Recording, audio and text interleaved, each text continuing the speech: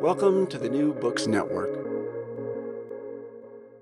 Hello, welcome to the New Books Network. I'm your host, Eleonora Mattiacci. I'm an associate professor of political science at Amherst College. Today I'm here with Professor Elizabeth Saunders, author of the book, The Insider's Game, How Elites Make War and Peace. The book was published in 2024 by Princeton University Press in their Princeton Studies in International Politics and History series. Welcome. Thank you so much for having me. Tell us a bit about yourself. Well, I'm a professor of political science at Columbia, and before that I was at Georgetown and George Washington University before that, and I teach international relations with a focus on domestic politics and international security. So I'm broadly interested in the politics of war, and I teach U.S. foreign policy.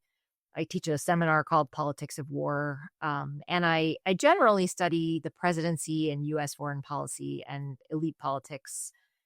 And I've applied that to a whole bunch of different topics, but in the security realm, mostly focusing on decisions to use military force abroad, and dabble occasionally in nuclear politics, which was really what I went to grad school to do and then took off in a different direction. So I like to come back to that every now and then. And I just have a lot of broad interests, but they all eventually come back to politics and war. Awesome. Before we dive into the specifics, could you share the origin story of this book? What intellectual puzzle or observation first sparked your interest in this topic? Yeah, so this book is an advertisement for why you should have lunch with your colleagues. It, it really came, and I put this in the preface. And the one piece of advice I always give people is always read the acknowledgments in the preface, because you find out very interesting things about people and their books and their origins, the book origin stories. So I joined the GW, George Washington University Political Science Department in 2008. And well, actually really in 2007. I was kind of there I had a postdoc, but I was kind of half there. And they had a tradition at the time, and that's still going on, I think, where everybody would come to the department seminar room with their lunch. Not everybody all at the same time, but every day there'd be a group in there, depending on people's teaching schedules. And I, regularly would go a few times a week. And this was during the 2008 presidential cycle, the presidential election of 2008. And if you remember, there was a lot of talk about the Iraq War in the primary, and just generally lots of interesting discussion among Americanists and IR scholars and comparativists sitting around the lunch table, not just about the presidential election, but also congressional races and this kind of thing. And I remember listening to my American politics scholar colleagues at lunch talk about things like ballot order effects, right? That if your name is alphabetically first on the ballot, you're much more likely to win election unless you have high name recognition. And so that had led to ballot randomization reform, so that everybody, you could wash out the effect of the alphabet, essentially. And I remember going back to my office after many of these lunches and thinking, gosh, these are not things that IR scholars really ever learn unless they take a class in this stuff. And yet there's all kinds of weird biases and heuristics that voters use. And if you look at the theories we have in IR, they all just assume that voters are pretty well informed.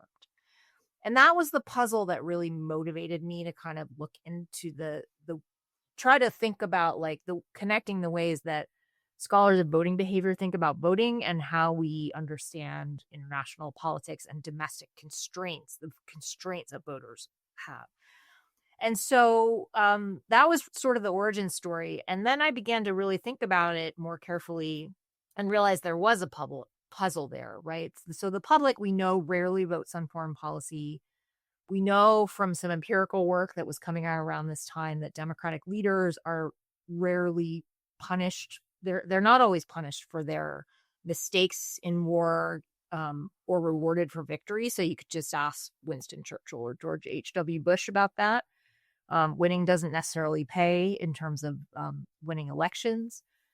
And we also know that Democratic leaders get into a lot of wars that they they know they can't win, and they continue them after they know they can't win. And I think the forever wars, which were going on at the time I was starting this project, really informed some of that, my thinking on that as well.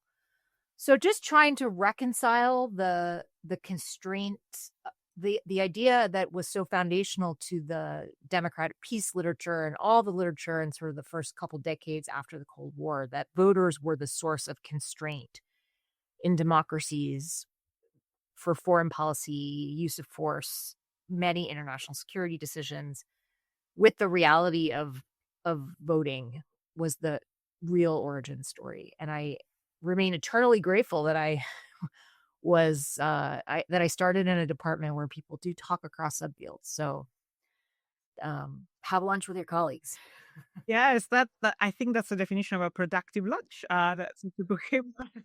We also would talk about movies and other much less weighty topics, but at the time this was in the news and a lot of people talked about it, and it was always interesting to hear what other people's, what other subfields can teach us about the current moment. Yeah. So your book presents a new argument, and could you walk us through the argument in broad strokes? So what conventional wisdom or existing scholarship are you challenging? Yeah, so as I said, the conventional wisdom I'm challenging is fundamentally the basic notion that that constraint comes primarily from the ballot box when we talk about constraint on democratic leaders' foreign policy. It's not to say that it can't come from the ballot box, but it struck me that there was this disconnect between that notion and the reality of the decisions that I had studied it for my first book and that I was very familiar with from teaching, where you often will have somebody with very, very strong views whose views win out in administration debates about the use of military force, and that are very much at odds with prevailing voter sentiment or even some abstract notion of, voters want a moderate policy where they, you don't get into wars that are stupid and what Barack Obama used to call dumb wars, but you do fight the ones that are worth fighting. The problem is somebody gets to define what that means, and that's really where the source of elite politics comes in. So my argument is at its core an argument that elites are not just transmission belts for public preferences. They have their own preferences. They have their own political interests. They have their own political ambitions, and that this is very normal. This is not a weird thing or a perversion of democracy. This is part of democracy. And we can maybe talk later about what that means in terms of today's political moment. But I think we need to be able to talk about elites in the larger context of democracy and voters and war. And so managing an elite audience is fundamentally a different political problem for a leader, democratic leader, than persuading the voters. And so I can walk through the argument sort of step by step. And I really kind of start with this notion that elites are a different type of audience for a number of reasons, right? One is there's infinite number of voters, and you can't go around sort of giving out goodies to every voter because there's too many of them. But elites are a finite number, and you know who they are, and you picked many of them. If you're the Democratic leader, you know where they live, you know where they work, you can provide them with side payments and promotions, and you can fire them and threaten them and do all kinds of, political threats, really. You can do all kinds of things that you can't do when you face the voters. And elites can also do things to constrain the leader that voters can't do, right? Voters can protest. They get their shot at the ballot box every so often. Leaders are really dealing with elites early and often. They can't escape the elites in some form. And I should say by elites, in this book, I define them as members of Congress or the legislature, the military leaders and advisors who have the leader's ear, and members of the president's sort of cabinet inner circle advisory group. And most of the book is really about that group, the advisor group because the first two sort of have their own literatures already. Members of Congress, congressional executive relations, and war. There's a rich literature on that already, and I draw heavily on that. And then civil military relations obviously has its own big literature. So I kind of build on those insights and then add the advisor piece. And I treat these people as political actors, even if they're not elected. So you have to meet elites early and often. They can constrain you in different ways than the voters. They have tools to hurt you. They can stymie your legislative program if you're the Democratic leader. They can band together and, go public with something. They have all sorts of political tools. And then you as the Democratic leader have political tools in turn to reward or punish them accordingly. And one of the big tools they have is connected to the public. So there is a role for public opinion here, but it's not necessarily as transmission belt, right? So this is where elites shape public opinion. And I think this is really the insight from American politics that was the most eye-opening to me, and the thing I wish I had more knowledge of, in grad school and just in my general IR training. And I think today the new wave of research and public opinion has done a great job of injecting it more into the mainstream of IR scholarship. But when I was in grad school, it just wasn't. And that is this notion that elites really shape public opinion. They can't shape it, perfectly. This is not a story of like the elites say stuff and then the public just follows. But the balance and the flow of elite messages really matters. And there's just a wealth of evidence from this in the Vietnam War, from the Gulf War, and on and on. Thinking here of the work of John Zoller and Adam Berinsky. And so their basic point is that if the elites agree, then the public is likely to follow the consensus. And if the elites disagree, then you're likely to follow the elites that you trust on partisan grounds. But the interesting thing about this is they don't really tell you where the consensus comes from, right? It just kind of drops from the sky. The elites agree or they disagree, and they're American politics scholars, so they're not getting into the details of whether the use of force is a good thing or a bad thing in any particular case, right? They're interested in the effect of elite opinion on public opinion. And so for me, unpacking like, okay, but what are the politics of how you get to consensus was really the key. And so I sort of think of it almost like a fire alarm. The public is happy to delegate this work of foreign policy to elites as long as they will kind of call when there's, pull the fire alarm when there's a problem, right? Let me know if you need me, says the voter to the elite.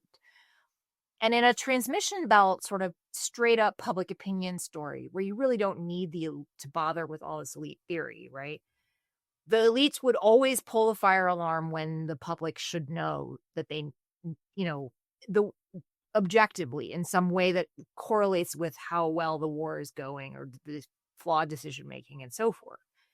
In my story, the leader gets to bargain with the elites and can keep that fire alarm from going off if the elites can be satisfied enough to continue and live another day, right?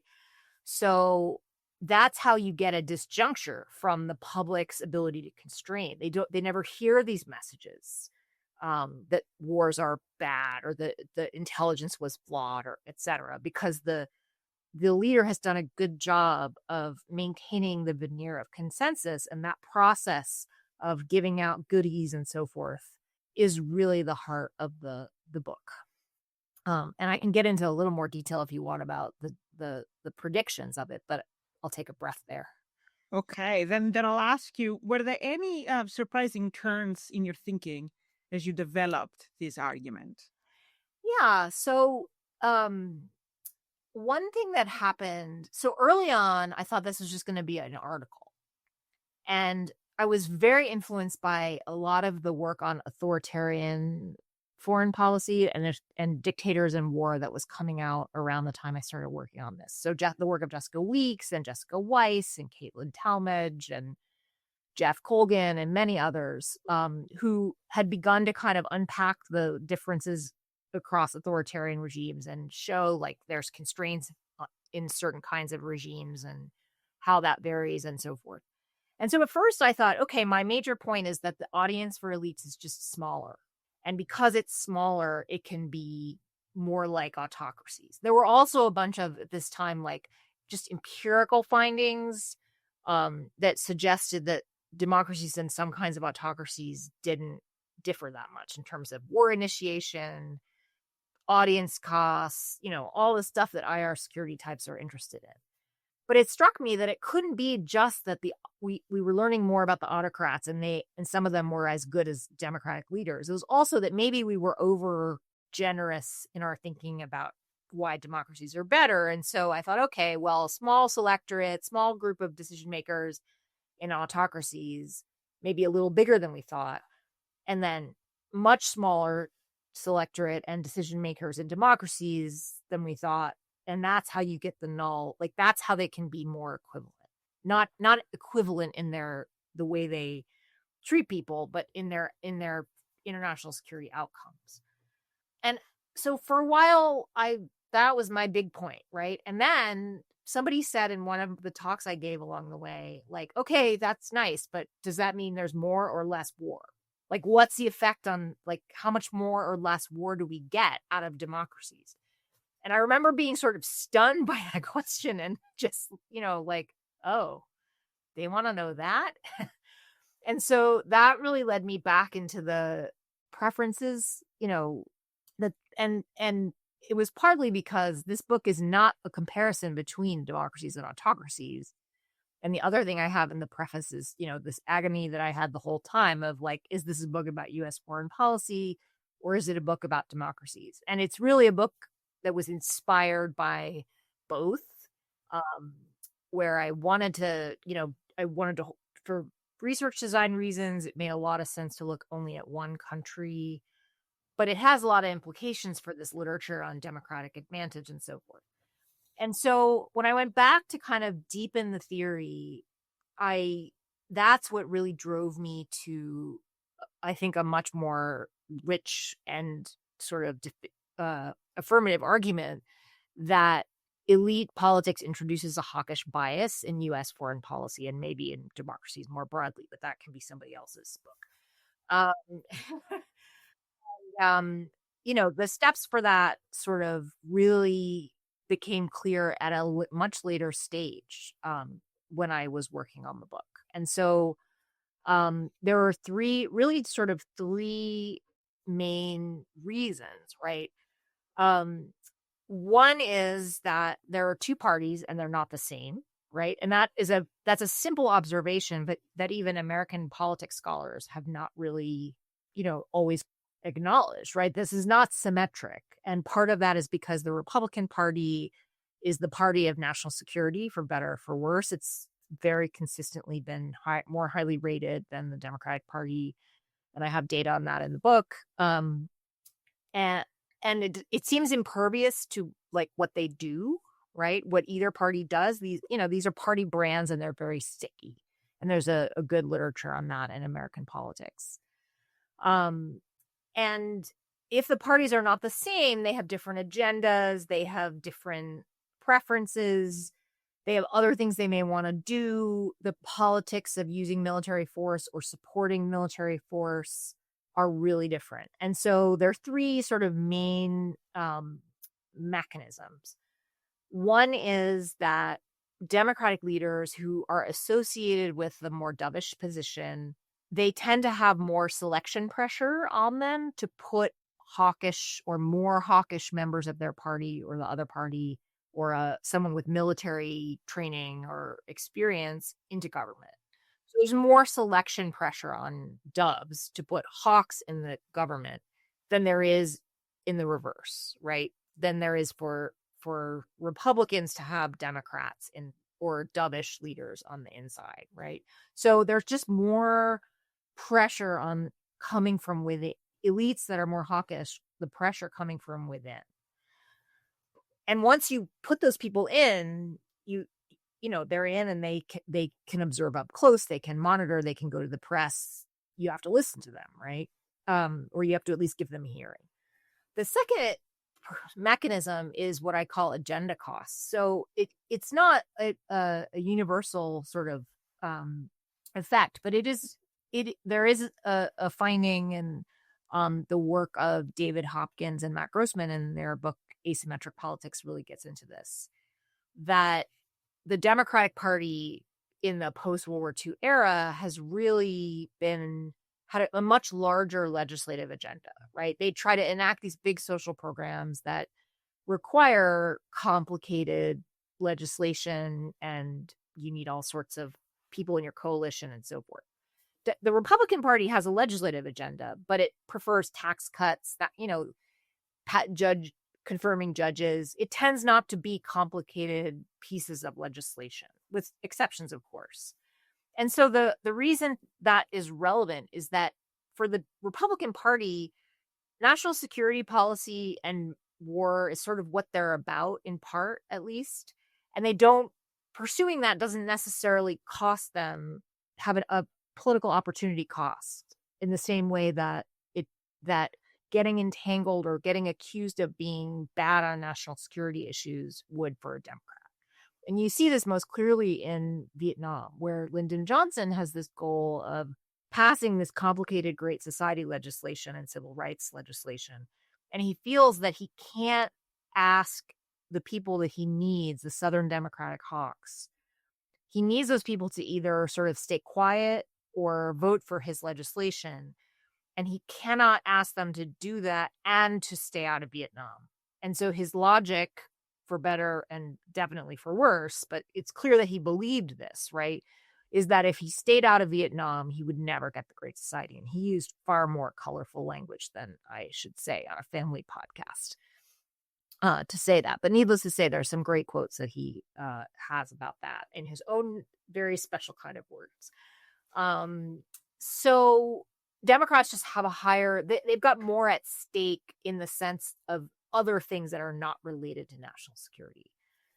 And then the third thing is hawks are much less likely to support peace than doves are likely to support war, right?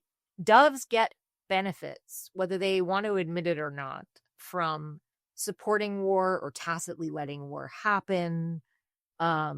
Sometimes they vote for it in Congress because they want to look tough, or they don't want to be caught on the wrong side, or they want to run for president. This was a big dynamic in the 2002 authorization to authorize force in Iraq. But the way I think about this is, like, it takes a lot to get a John Bolton type, like a very strong hawk, to say, you know what, this is not a smart war. Like if John Bolton is saying don't fight, then it's probably not a great war to initiate. And that actually has happened on a couple of occasions, like in the first Trump administration with Libya and so forth. But where Bolton himself was like, well, I don't know about this. But I think that asymmetry is very important, right? Because it just reinforces this. You put the hawks inside your government, and then if you're a dove and you don't want to fight, you've got these hawks, and they're just not, it's hard to get them. A Democrat doesn't typically have a John Bolton, but they will face more pressure from those hawks, and the cost of that politically is higher. And so all of those three things, the selection pressures, the agenda costs, and this higher cost for getting sort of the counter-type endorsement, right, leads to kind of two big outcomes that the book is dealing with. One is what I call the dove's curse. So doves are much more likely to kind of get into a war thinking they'll just neutralize this issue, and they don't actually necessarily think they need to win. And they might not say this out loud, or they might not say it out loud until much later, like LBJ did. But they just sort of want to fight just enough to not lose. And that's an argument that my colleague Richard Betts and Les Gelb wrote years ago about Vietnam, the irony of Vietnam. And my argument is that that's pretty much a doves Democrats argument. And of course, not all Democrats are doves, but they all have to deal with this party brand, right? So the doves curse, and I'd say Obama and Afghanistan is another good example of that. The flip side is what I call the Hawks misadventure. So the Hawks, their risk is that it's so much easier for them to get around the constraints on the initiation of force, because it's just easier for them to act true to type, to do what their natural inclination is to do. And they have lower costs to get doves on board, the counter type support. They have fewer selection pressures on them from the dovish side and fewer agenda costs, that they can more easily get into wars up front. Like it's just easier for them to maneuver around these constraints using elite side payments. I think Bush in Iraq is a really good example of this. And for them, once they get in, if things go wrong, if they discover it to be a misadventure, they're more likely to seek some kind of definitive outcome one way or the other. So Ronald Reagan, easy to get into Lebanon, and actually decides to pull out eventually when things become really dicey.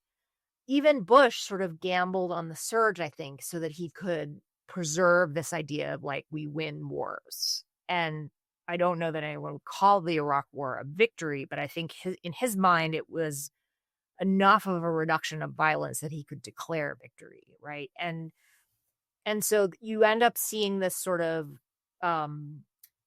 dynamic where Democrats fight lots and lots of wars, right? I find it really puzzling that they have this sticky, dovish brand, but they tend to initiate and perpetuate inconclusive wars. Whereas Republicans get into wars, sometimes they get in and they have a clear strategy and they do pretty well. I would say George H.W. Bush is the canonical example of that in the Gulf War. Sometimes they get in and they get out when things get rough, or when they recognize that it's no longer worth it. That's Reagan in Lebanon. And sometimes they go on a huge military misadventure, and I put the Iraq War in that category. And in all those cases, there just wasn't that much upfront constraint. So doves are cursed and hawks can go more easily on their misadventures. Thank you. Thank you for illustrating the mechanisms and the outcome that they give rise to. I want to switch to talking about the methodology. There's like the empirical part of the book is superb. We were talking about this a little bit. That's enough. We can just... Could you share with our listeners how you approached gathering and analyzing your evidence? Yeah, so this was another challenge that the book presented, because the tricky thing about an argument of elites leading public opinion is that if elites are leading public opinion, you'd expect elite opinion and public opinion to track together. And so you don't know, is that because it could be reverse? It could be that the elites are just reflecting public opinion, or it could be that they're leading it. There's no way of just looking at a poll of elites and public and saying, oh, there's a gap, so therefore... And sometimes there is a gap, but you just don't know what's driving what. So that was sort of problem number one. The other thing is that a lot of the effects, a common question I would get at the start when I would give talks is, well, advisors are political actors. And people would say, well, first of all, the president chose them. And there's lots of reasons why advisors might not always agree with the president on every issue, or implementation of a decision or something like that. But I would also get, well, advisors hardly ever resign in protest, so this just can't be that important. And I realized that was because there's a huge selection effect going on here, where these are outcomes, much like audience costs, Ken Schultz's famous article, Looking for Audience Costs, where it's important precisely because it hardly ever happens, and leaders are working hard to avoid that political outcome, right? A resignation and protest, at least before the current administration, is a very big signal. Someone who's on the president's team pulling the fire alarm and saying, I can no longer support this effort. It is very rare, and I think it's because presidents do their utmost to keep their advisors on board inside the tent. And again, I refer everyone to LBJ for the more colorful version of that, the tent metaphor. Actually, I think I think that one is LBJ talking about J. Edgar Hoover, if I'm not mistaken. Keep him inside the tent rather than outside attacking you. But again, I won't say the LBJ version of it on a family podcast. So that those dynamics led me to think about how can you show, I mean, one way you can do it is you can do a case study where you're showing that the president is actually trying to make sure that this person is, this advisor, this member of Congress, as opposed to that member of Congress, is happy, gives them side payments, promotes them out of the way, which is another kind of common tool, like you make somebody an ambassador, that kind of thing. So process tracing, but it doesn't really get you the differences in how, who matters more, and this asymmetry in the hawkish and dovish political effects. And so for that, I use survey experiments where I could make very, very clear, here is the scenario, and in some versions of the scenario, it would be a Democratic president, and the advisor would be a hawkish advisor who said, we really have to intervene here. And then you can see what the penalty is for a Democratic president bucking a hawkish advisor and choosing to stay out versus sending troops. And then you compare that to bucking a dovish advisor, and then you compare all of that to what happens if it's a Republican president. And what I found was the Republican president was sort of equally sensitive, slightly more so to the dovish advisor, but not dramatically so.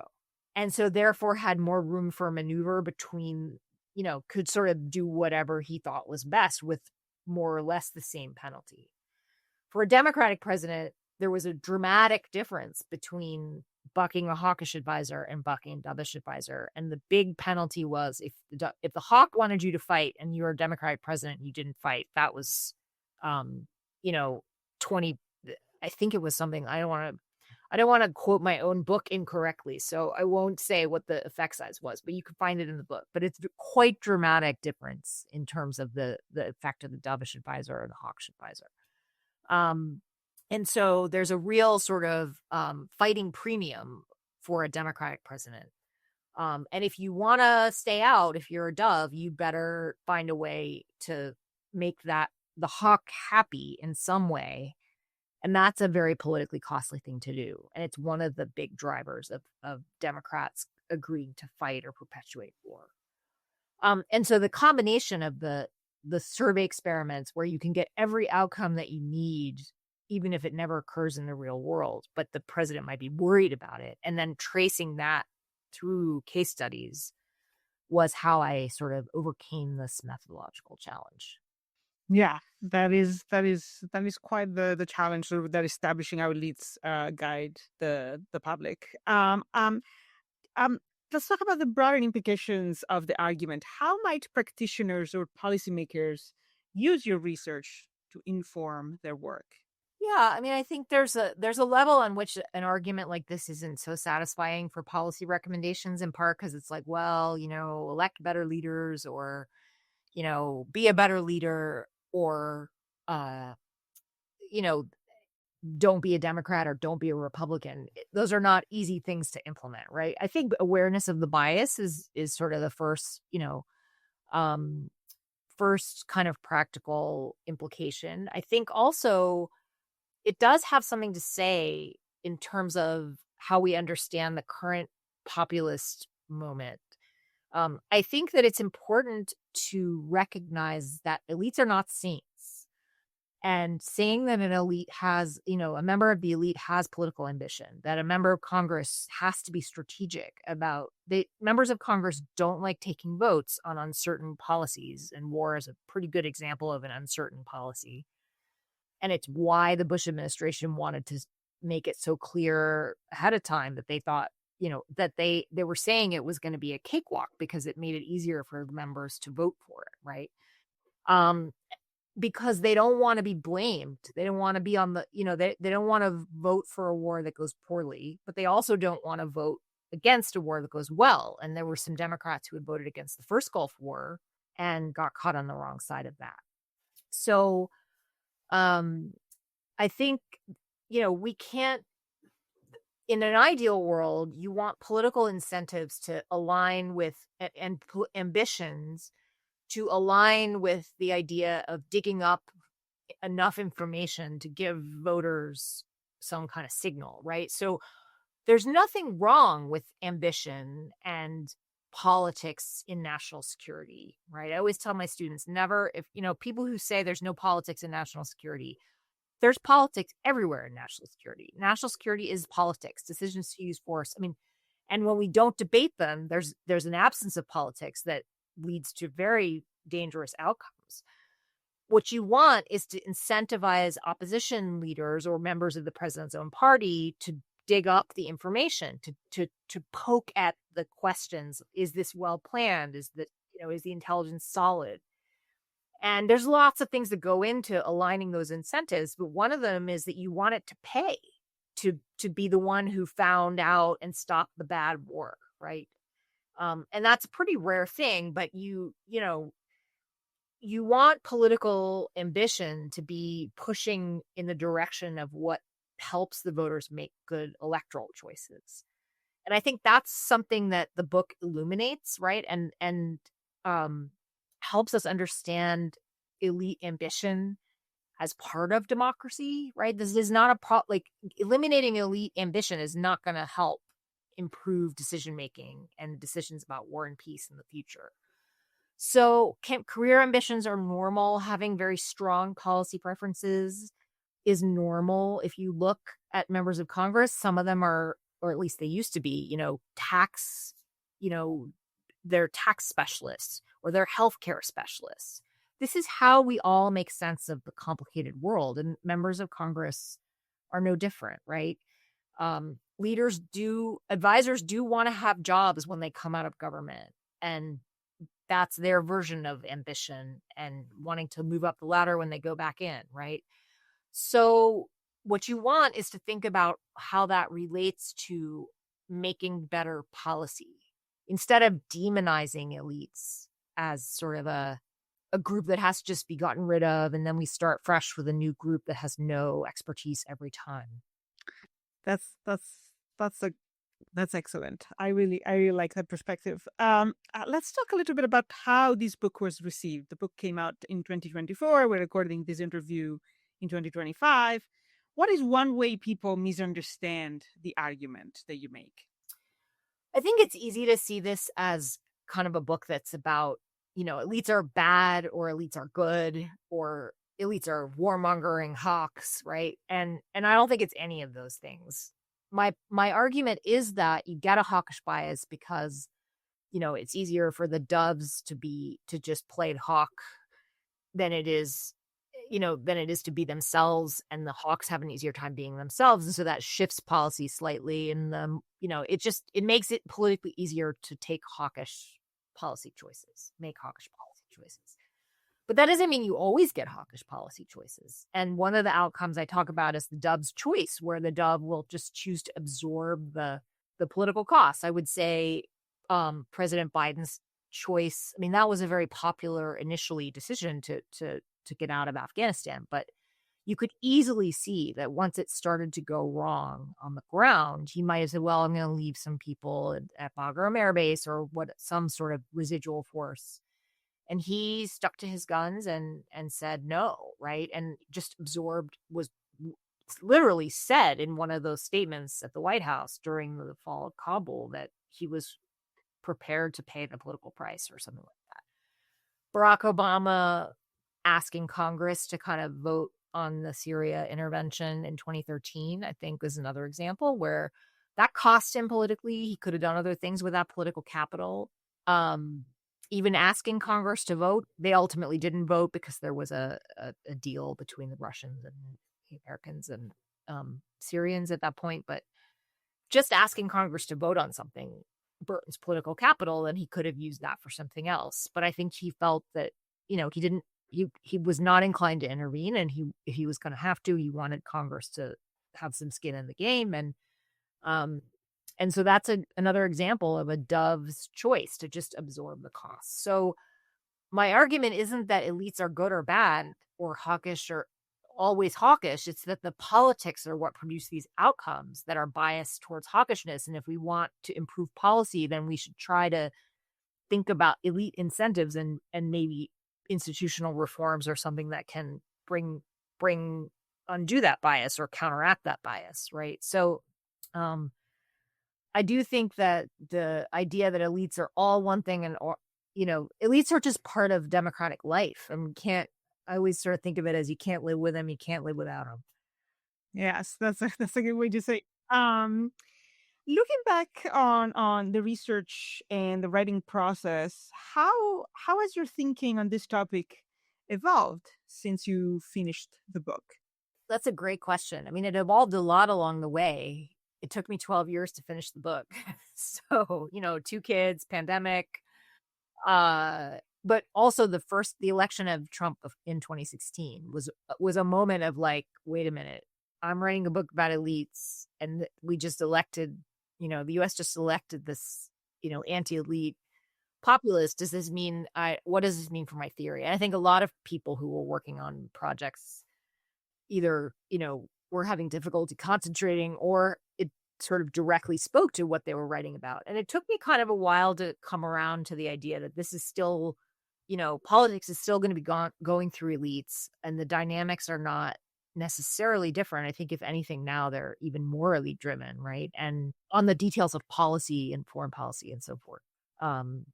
Tariff policy is now driven by one elite. I think grappling with the anti-elite moment has been the thing that really kind of, I had to take a breath and say, okay, like what about this is timely? And I also just think it's important to catalog, it's not just the way things used to be, but elite politics has advantages and disadvantages like anything else. And understanding there's no perfect solution, right? It's only trade-offs. And understanding how we used to navigate those trade-offs is important for thinking about what comes next. Yes, that's a good perspective. We have taken enough of your time. I'll ask one more question. What are you working on right now? So I'm working on a number of different things. I'm obviously, I spent a lot of time thinking about the current moment and the current presidency. It's hard to look away from the destructiveness of that and try hard to think about what it means and how to talk to students about it and what to teach and all of those things. I'm also very interested in this sort of lingering puzzle that the Democratic Party seems to have, this very sticky brand of kind of wimpy doves, for sort of lack of a better term. They're weak on national security, despite, it was Harry Truman, a Democrat, who is the only leader to have dropped an atomic bomb, used nuclear weapons in war. And fought the Korean War, and then Lyndon Johnson. I mean, Democrats have fought lots and lots of wars, and yet and Republicans have had failed wars and made many, both sides have initiated, both sides have made terrible mistakes, and yet only one party ever seems to get any credit, and one party can seemingly not do anything to change that. And so the stickiness of the Democratic dovish brand is kind of, and what that means in a world of polarization is very much a focus of my current work, right? That will make a superb book, and I hope you come back and you tell us. So do I. I hope it doesn't take 12 years this time. So thank you so much for talking to us today. My guest has been Professor Elizabeth Saunders, author of the book, The Insider's Game, How Elites Make War and Peace. The book was published in 2024 by Princeton University Press in their Princeton Studies in International Politics and History series. I am your host, Eleonora Mattiacci. Until next time.